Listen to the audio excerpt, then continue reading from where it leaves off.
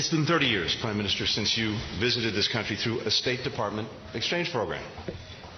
You said that experience showed you, and I quote, the dreams of the American people and the boldness of their ambitions. In your address to our Congress yesterday, you highlighted the boldness of India's own ambitions, the remarkable advances that your country has made in recent years, expanding free medical care, empowering women, harnessing clean energy. The positive impact in the lives of the Indian people is immeasurable, and it will be lasting. And it underscores that these aspirations for a better future are ones that we share, and ones that we depend upon each other to help realize. That's why when President Eisenhower became the first American president to visit India, he told your parliament that the welfare of America is bound up with the welfare of India. Over the past several decades, the United States and India have been advancing the vision of greater interdependence, brought closer by administrations of different parties in both of our countries. Having worked for President Biden for over 20 years, I know that his belief in this partnership is long-standing, and his commitment to delivering on its promise is unwavering.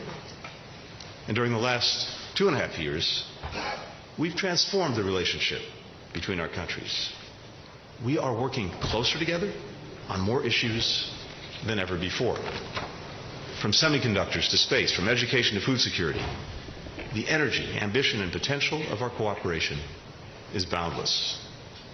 The United States and India have become, as the Prime Minister has put it, indispensable partners.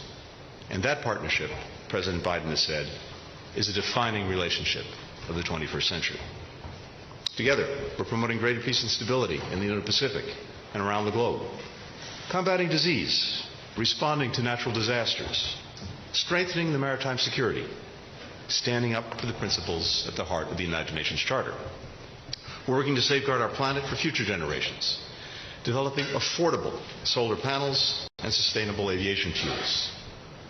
We're driving opportunity and innovation, from the entrepreneurs powering our economies to the U.S. companies investing in India and vice versa.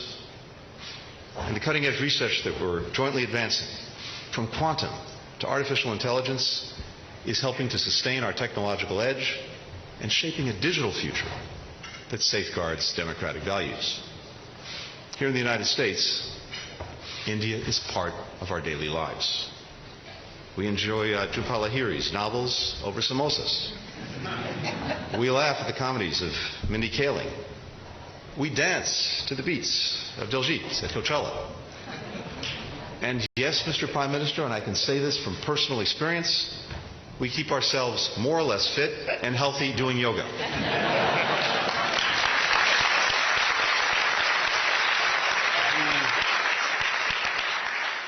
The United States is endlessly enriched by our thriving Indian diaspora. Doctors, teachers, engineers, business leaders, public servants, almost all of whom, it seemed, were on the White House lawn yesterday to greet you. And so many of whom are here with us today. Leaders, of course, like Vice President Harris, whose mother came from Honolulu.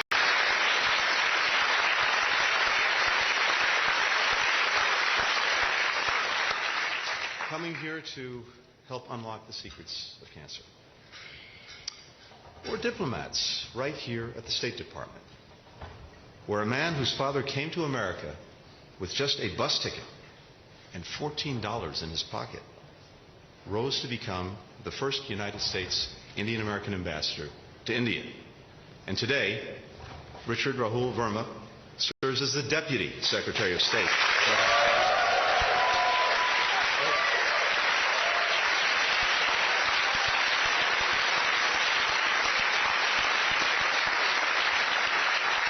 The highest-ranking Indian American official in the department's history. And, Mr. Prime Minister, that ultimately is maybe the strongest bond that unites us. As you glimpsed in your earliest travels here, whether we call it the American dream, whether we call it the Indian dream, whether it's the son of an immigrant from Jalandhar rising through the State Department, or a tea seller becoming Prime Minister, our people believe profoundly in opportunity, that no matter who we are or where we come from, we can make something more of ourselves. So, please join me in raising a glass to our shared hopes for the future and to the U.S.-India partnership that will help make those hopes a reality. Cheers.